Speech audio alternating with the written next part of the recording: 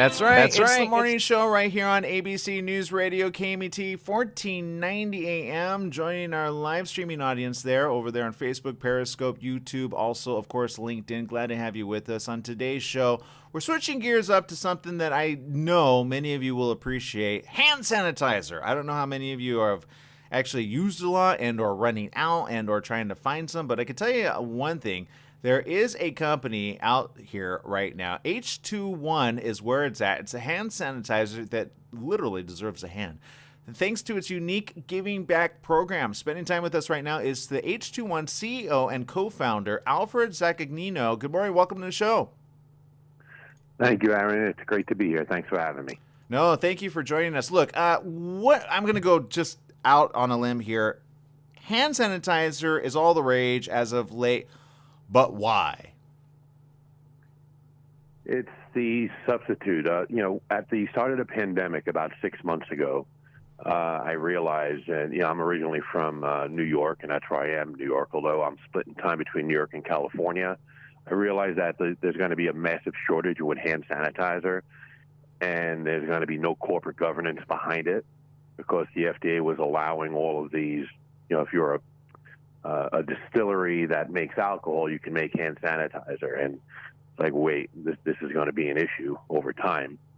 But it was just realized when you think about how many Americans there are here in this country, upwards of over 300 million. We've all heard of Purell and Gojo brands. What's their capacity? And Purell makes, say, 360 million bottles of hand sanitizer a year, right? Unofficially their capacity. And let's look at us out of Americans, or just here in the USA alone, and those in and out of the country. Let's say we all use one bottle of hand sanitizer a month, 12 months during a pandemic. You do the math to that, that's over 3.5 billion bottles of hand sanitizer. So who's making them? Well, and I'm glad you're bringing that up because I've been using a variety of kind. I pretty much wherever I could get hand sanitizer, my mom as well, and other businesses that I've seen, I never look at the label, but I got a question to ask you, which I believe you're probably the best person to ask. What's the difference between certain hand sanitizers? Because I've seen some that are, for example, they have a huge concentration of alcohol, whereas others have a good mix, and then some others are actually, they don't dry out your hands as much. When you, we've all been in a pharmacy and you buy basically alcohol, rubbing alcohol or similar to that. If you don't mix other ingredients with alcohol to lessen that smell, that heavy smell if you're in a doctor's office. And there's a variety of different ingredients you can use. You can use, vitamin E, aloe vera, tea tree oil, organic lavender oil. There are all of these other ingredients that you can add to alcohol to lessen the blow of that putrid alcohol smell. And what most people do today is who are making it, the fly-by-night companies. I'm sure, Aaron, you've been in the pharmacy or a supermarket. Oh, yeah. Like, who are these brands? It looks like somebody just threw a label on it, and it's a black and white bottle. And sometimes they do. Yeah. I've seen that. I've seen ones come up with their own, and they market it in their own place. I'm like, oh, you just kind of okay. I get it. You're trying to make some money because they watched a YouTube video. But look, Alfred, I understand you're also a family man, and as a family man, obviously, you did a really good video aimed at children to be able to remind them how important it is to wash their hands and do much more, right? Yeah. What happened is I have a 7-year-old daughter back in New York, and she went to camp this summer, and she tried a hand sanitizer from the camp person who said, "Hey, sanitize your hands like everybody else." And she tried it, and I'm sure you tried it too, Aaron, where it just smelled like, she didn't call it tequila. She's like, "Oh my God, but it smelled terrible." Yes, I know it. You tried those in the store? It's made me want a tequila from time to time. I'm just kidding. Yeah. Well, on a Monday morning, right? Yeah, exactly. Why not? It's like you want you just want to. I just recognized really early on that this is a real issue, and no matter where you go, a well-known pharmacy or a well-known supermarket, you're relying on these places to do their due diligence on the companies that they're buying product from. And let's face it, they weren't doing any. Most of them, they're not putting a quality product on the shelves. And I'm a father of two, and I have a lot of friends and family, and just empathy is in my genes, and I want everybody to be okay. So we set out very early on to make a high quality, really good hand sanitizer that's going to be around during this pandemic and beyond. Well, I appreciate that. And let's talk a little bit about the giving back, which, is a certain corporate responsibility, typical like headline. But I understand, again, you're not, or are you? Are you a public company or private? Because I understand like private don't have to do that, but you've decided to do so. Yeah, we're a private company in New York. And so my upbringing, prior to, of all things, I'm not sure if you noticed, Aaron, I used to be a civil servant. I was an air traffic control specialist at Kennedy. And I retired from being an air traffic controller at a younger age, in my early 30s, soon after 9/11.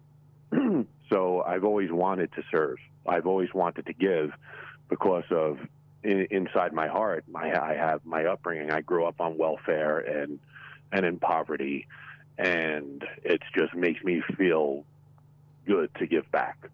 So I said, wow, like here we are in a pandemic. It's a great business idea, and we're priced well where we can literally afford to do a buy one, give one. So anytime someone buys a bottle of H21 hand sanitizer, we're giving one away to one who might not be able to afford hand sanitizer, or a charity or organization in need. Well, that right there pulls at my heartstrings. Look, I've got to say, obviously, back to something you just mentioned ago, and I know we breezed through it, but and not to necessarily relive the 9/11 attack, but I feel as though the world is going down a very dangerous path. And what I mean by that is, with the world scene, there's so much going on, and it's not always coronavirus. From the news headlines, you've got China and India currently doing a situation over there.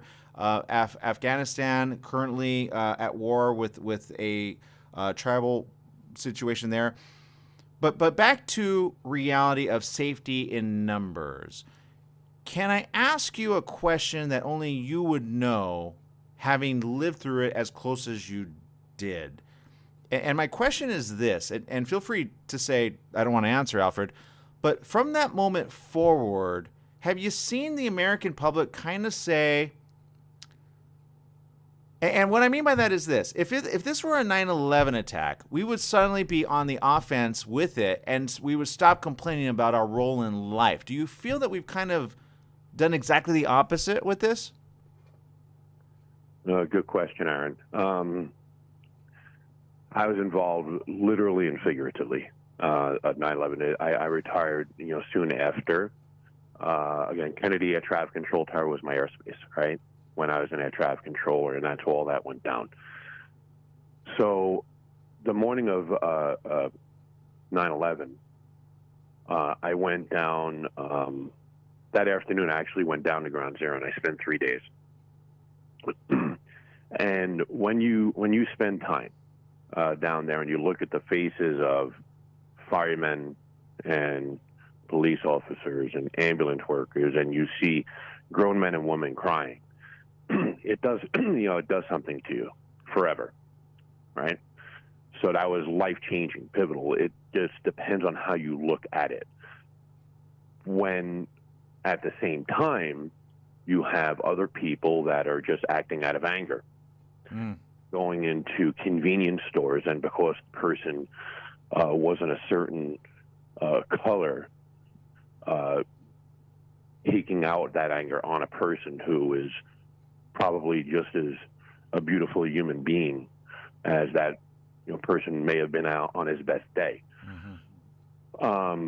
What happened 9/11, comparing it to what this pandemic is, I don't know what this pandemic is.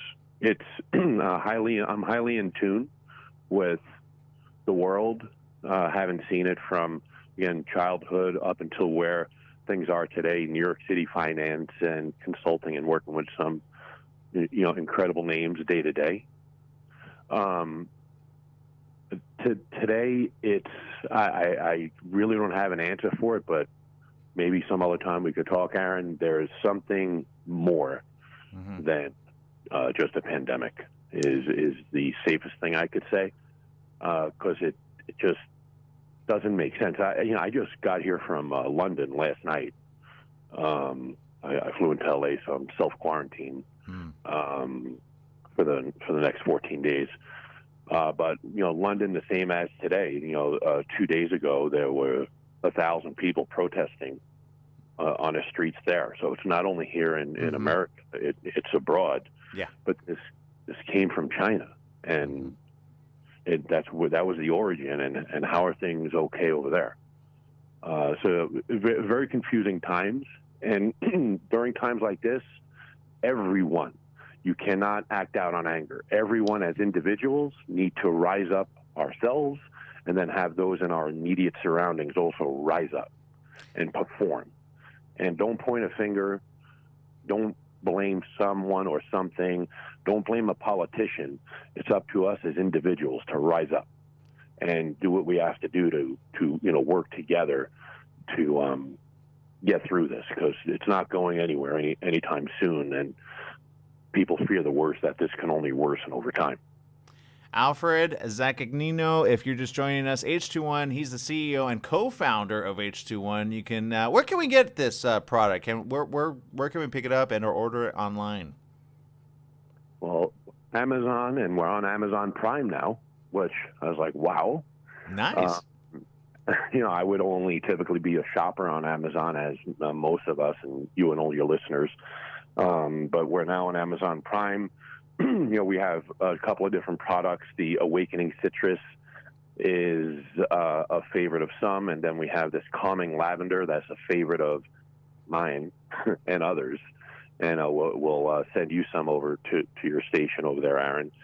Oh, we'll use it. Just h1.com as well. And it's H, the number 2, then ONE.com. Or on Amazon, and then there's other platforms pulling us in one by one. Because a lot of these fly-by-night brands, Aaron, they're all going away. The FDA is more and more stringent. The FDA appoints someone to speak to us pretty much on a weekly basis. Wow. And a lot of these fly-by-night brands say goodbye because they're not compliant. And they only put up to make money at this without, certain goals and visions. Well, we wish you the best over there. Look, you're fighting the good fight. And look, here's my point about 9/11. There were so many lives lost of so many different backgrounds, ethnicities, and people, yet we all banded together to do the right thing. It sounds like you did exactly that as well. That's all I'm asking, that we all band together during this upheaval that we're currently experiencing. And we stop throwing hate and love out the door. Well, you know what I mean. Don't throw love out the door. Yeah, Aaron. And when it comes to, look, again, 9/11 and today, there are similarities. And one of the things I'll tell myself, and maybe this can work for others, is, sometimes people lose their identity. Who am I during times of problems, during times of sorrow, and when there's anger? Who am I as a person? And one of my best practices is I say, well, I want to surround myself with people that make me a better person. So, and what happens there is you are a direct result of the 5 people closest to you, right? Sure. So if you look at the 5 people closest to you and 5 people closest to me, and then all of your listeners, who are the 5 people closest to me, that is a direct reflection of who you are. Then you can ask yourself, is that the person I am? Is that the person I want to be? And it helps almost like a personal reality check if you just do that simple practice. Let me look at the 5 people that are closest to me and see what they're acting out about, what they're happy about, sad about, angry about, and work together. And if you start with that circle of 5, then 5 times 5 is 25, and 25 times 5 is 125, and then 625, and well, I can't do math.